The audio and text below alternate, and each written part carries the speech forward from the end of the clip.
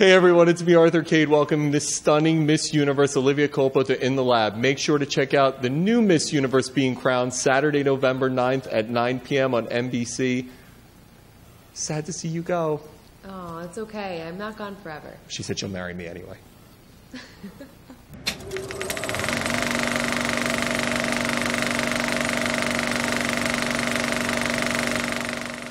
Hey everybody, it's me, Arthur Kade. I'm like a little kid on Christmas today because it's not every day that one of the most beautiful women on the planet, actually the universe, gets to sit in the lab with me today because she is Miss Universe, Olivia Culpo. I'm so excited. Oh, can you tell?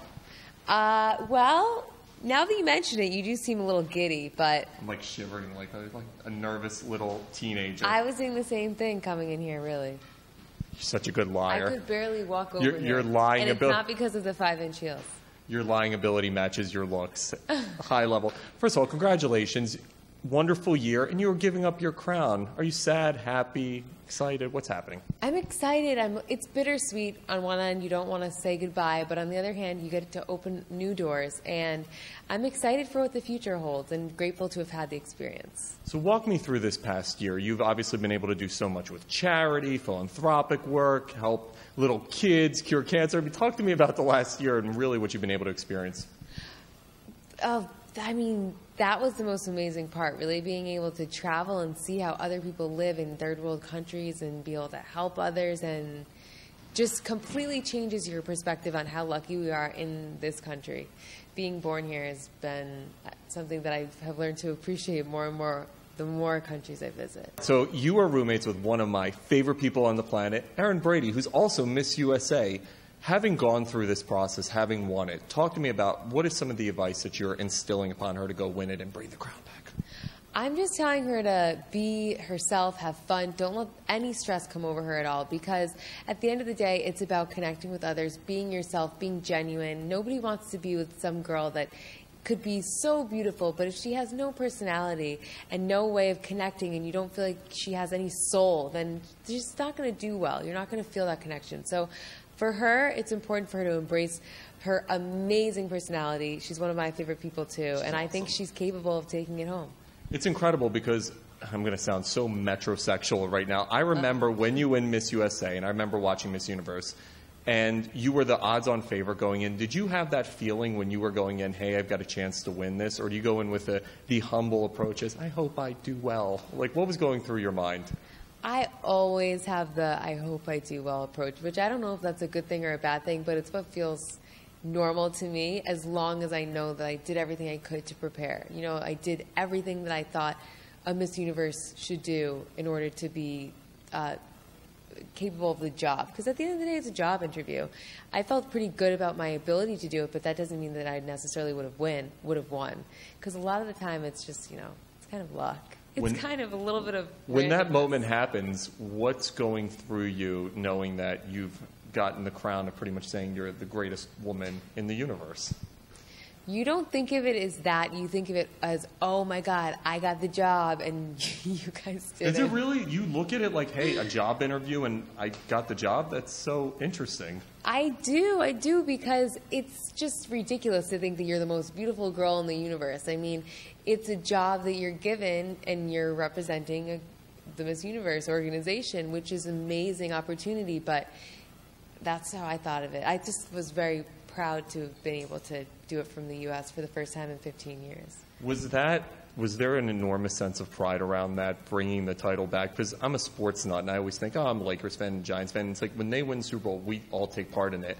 Being from the U.S. and bringing the crown back, was there an enormous sense of just pride and like, yes, USA, USA? Yeah, it felt good to bring it back for the first time in 15 years, definitely. And I was just so grateful to have been given the opportunity to compete to begin with. I mean, if I hadn't entered my first pageant 2 years ago at Miss Rhode Island, the smallest state, I never would be where I am now. So I was just grateful that all the stars aligned and I was given the opportunity to do all of this. So what comes next for Olivia Culpo? I know you've done stuff for Extra, you've done on camera. What is coming next once that crown is no longer on your head? Is it there? I don't know. I really see myself doing a lot of different things. I love entertainment. I love acting. I love hosting. I love singing. I love, what else? You sing? Yeah, I do. I love everything. You are perfect. Oh. No. Far from perfect. But there's stuff that I'm looking forward to doing, definitely. This obviously is such an elevated platform, and it gives you so much tremendous exposure. Do you feel like walking away, the doors are just open right now, and the world is your kingdom where you can approach acting or hosting or whatever it is you want to do? I would feel that way. I think that you have to feel that way no matter what. I think you always have to go into something if you want to do it. If you're passionate about it, then you go for it. But I do feel like at this point, actually, I've been exposed to so much that it's hard to narrow down what I really want to go for. Because I think that at the end of the day, you're never going to just be shooed into any door. It's really going to be about what you're passionate about. That's what's going to make you happy. What was the greatest moment over the past year, the coolest moment where you were like, wow, I can't believe this is happening to me? Probably my most recent trip to India, seeing the way that world lives. It's 1.25 billion people. It's 3 times the population of the U.S., but a fourth of the size. So these people are living in this area. There's just not enough room. It's a third world country. People are starving on the street. It's just terrible, and it's really puts things into perspective for you. So that experience recently is something I'll never forget, just being able to really see this different world. I am all about female empowerment, and I love seeing women in all industries, genres, who are inspiring other women. Having had this platform, have you felt that responsibility, that power to be able to do that for not just pageant girls, but also women around the world who see what you're doing, both on the philanthropic side, the beauty side, the entertainment side, and to try to spread that message to say, hey, you can be more, do more? Definitely. Actually, one of the charities that I'm working with is called The Girl Child in India, and it's against female feticide, which is when they actually kill the female fetus before, just because it's a female. They don't want any more females that are a very male-dominated society in certain parts of the area. So I think that's definitely important to me. I think that starting with that cause is something that, you can't start any further than when a female fetus is existing. So I think that speaks to the equality that we need to see in certain parts of the world, and hopefully raising awareness to platforms like that will help other girls to feel empowered and also know that they can make a difference as well. Is it going to be tough? I'm thinking from my standpoint, giving up the fringe benefits, the access, the red carpets. I always see you and Erin on red carpets. I'm working. You guys are walking. I'm so jealous. But is it going to be tough giving that ability to do those cool things up once you're not Miss Universe? I know for me, I'd be crying. Really? Yeah. At this point, I just have to be so grateful that I was given that opportunity, and also hope that maybe I'll be able to do a few more. Being so young, and it's crazy, I'm 35, so you're 21 years old, right? Yeah. Oh my God. I'm so old. Does it spoil you to have already had this type of accomplishment, to have experienced this much in your life? And I think of it from the standpoint of being an athlete. When athletes retire, they all get depressed. They have trouble walking away from the game. Having experienced the top of what you've done, is there going to be an emotional letdown for you, or are you at this point just fully prepared and gung-ho? I think that there will be moments where I'm very nostalgic towards my experiences, but just like I said before, I really believe that you can't dwell on the past, and I really believe that when one door closes, another door opens, of course, and you just have to be grateful to have been given that opportunity. And realistically, would I want to be Miss Universe for the rest of my life every single day? No. So I'm so happy I got to do it, and I'm so happy to give it to somebody else, and I'm always going to cherish all of my memories and be so grateful for it. I'm Russian, and you guys are going to Moscow, one of the coolest freaking cities on the planet. It's like New York, but our version.